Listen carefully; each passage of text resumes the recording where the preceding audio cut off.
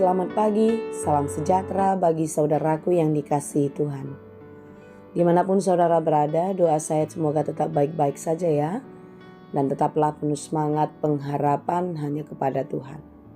Sebelum kita melanjutkan aktivitas, marilah kita meluangkan waktu untuk mendengar dan merenungkan firman Tuhan. Biarlah kiranya Roh Kudus menerangi hati dan pikiran kita, sehingga firman Tuhan dapat bekerja dengan leluasa, mengubah hidup kita, dan memberi hikmat kepada kita untuk dapat melakukan banyak hal yang baik yang berkenan kepada Bapa. Sebelum kita mendengarkan firman Tuhan, marilah kita berdoa. Segala puji dan syukur kepadamu Tuhan untuk penyertaan-Mu di dalam kehidupan kami sepanjang malam tadi. Kami percaya hidup kami di sepanjang hari ini, bahkan di hari-hari ke depan, akan selalu di dalam penyertaan-Mu. Tuhan, biar kami selalu percaya dan beriman hanya kepadamu. Dan Roh-Mu lah yang menuntun kami, firman-Mu lah yang mengajar kami untuk dapat melakukan banyak hal yang baik yang berkenan kepadamu. Kami mau dengar-dengaran akan firman Tuhan. Kiranya kami dimampukan untuk mengerti dan dimampukan juga untuk melakukannya di dalam kehidupan kami. Berfirmanlah Engkau ya Tuhan, sebab kami telah siap mendengar. Kasih karunia dan damai sejahtera dari Allah Bapa Tuhan kita dan dari anaknya Tuhan Yesus Kristus dan Roh Kudus menyertai saudara sekalian. Amin. Firman Tuhan untuk kita pada hari ini yang ditetapkan menurut Almanak HKBP, Rabu 22 November 2023, tertulis dalam kitab Mazmur 109 ayat 26. Dalam bahasa Batak, Psalmen 100 ayat 26. Dalam bahasa Batak dan bahasa Indonesia, demikianlah dikatakan. Sai uru pima'au ale Jehovah di Batakku, sai tupa hima'au hobar tuasi neroham. Tolonglah aku ya Tuhan Allahku, selamatkanlah aku sesuai dengan kasih setiamu. Demikianlah pembacaan firman Tuhan. Mengapa dikatakan fitnah lebih kejam daripada pembunuhan?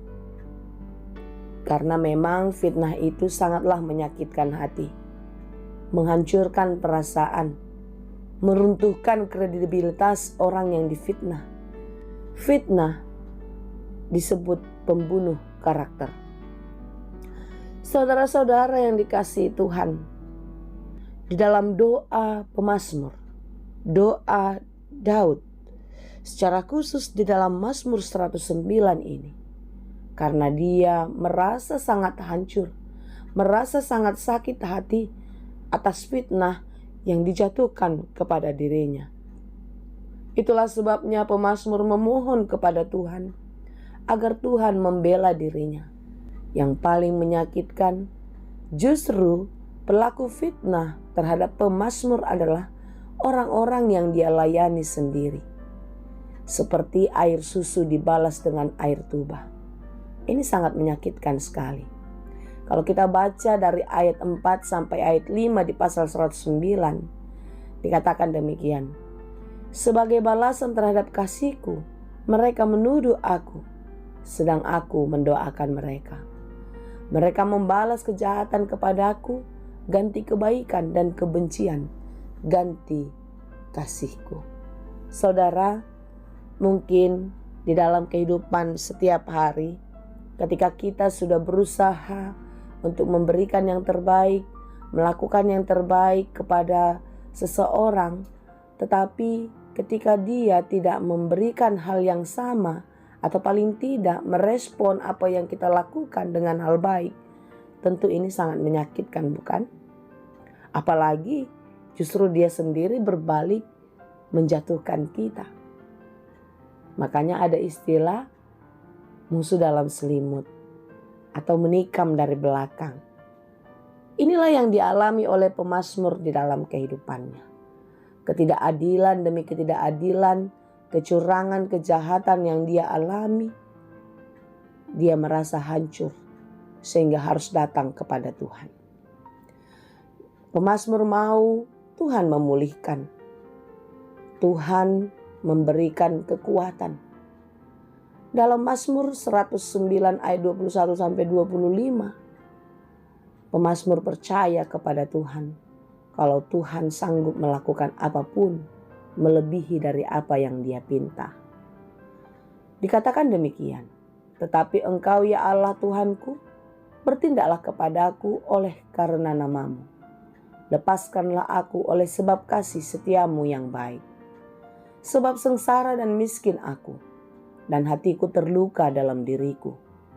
Aku menghilang seperti bayang-bayang pada waktu manjang. Aku dikebutkan seperti belalang. Lututku berlentuk oleh sebab berpuasa, dan badanku menjadi kurus habis lemaknya. Aku telah menjadi celah bagi mereka. Melihat aku, mereka menggelengkan kepalanya. Dunia memang kejam. Dunia memang sering tidak berpihak kepada kita. Tetapi percayalah saudara-saudara, dan letakkanlah semua kehidupanmu ke dalam genggaman kasih Allah. Karena Dia Bapa yang setia. Dia akan selalu menolong, melindungi, dan pasti memberkati kita. Jangan pernah mengandalkan apapun. Jangan pernah larut di dalam kebencian, penderitaan, tetapi biarlah, serahkanlah hanya kepada Tuhan. Biarkan Tuhan yang berperkara jika engkau mendapatkan perlakuan tidak adil. Biarkan Tuhan yang berperkara jika banyak orang yang menjatuhkan dan merendahkan kehidupanmu. Walau 1000 tangan menarikmu untuk jatuh, percayalah, cukup 1 tangan Tuhan mengangkatmu jauh lebih tinggi. Amin. Karena itu saudara, jangan pernah khawatir, jangan pernah takut. Sebagaimana renungan kita kemarin, serahkanlah segala kekhawatiranmu hanya kepada Tuhan. Serahkanlah kegelisahanmu, serahkanlah ketakutanmu, serahkanlah kesedihanmu, serahkanlah semua penderitaanmu. Dan yang paling penting, serahkanlah seluruh hidupmu hanya ke dalam tangan Tuhan. Dia akan menolongmu, Dia akan melindungimu, karena Dia adalah penolong yang sejati. Tolonglah aku ya Tuhan Allahku, selamatkanlah aku sesuai dengan kasih setiamu. Ini adalah doa sekaligus kesaksian iman pemazmur di dalam kehidupannya. Bagaimana kita di dalam doa-doa kita? Apakah kita percaya kalau Tuhan sanggup menolong dan menyelamatkan kita? Marilah kita merenungkan dan terus merenungkan apa yang telah dikerjakan Tuhan dalam hidup kita. Dan percayalah, hari ini, esok, dan seterusnya di sepanjang kehidupan kita, Tuhan sanggup melakukan banyak perkara yang besar di dalam kehidupan orang-orang yang percaya. Amin. Kiranya Tuhan memampukan kita untuk berkata, Tuhan penolongku. Tuhan Yesus memberkati. Amin. Terima kasih Tuhan untuk firman-Mu. Terima kasih Tuhan untuk penghiburan-Mu. Terima kasih Tuhan untuk semua kasih setia-Mu. Kami serahkan seluruh kehidupan kami ke dalam tangan-Mu. Kiranya Tuhan memampukan kami untuk melewati hari-hari hidup kami dengan baik. Dan Tuhan menolong kami untuk dapat menjadi pribadi yang lebih baik. Terima kasih Tuhan. Kami serahkan seluruh kehidupan kami, segala pekerjaan kami ke dalam tangan pengasihan-Mu. Kiranya Tuhan menolong kami, mampukan kami untuk dapat melakukan banyak hal baik yang berkenan hanya kepadamu. Hanya di dalam Yesus Kristus kami berdoa dan mengucap syukur.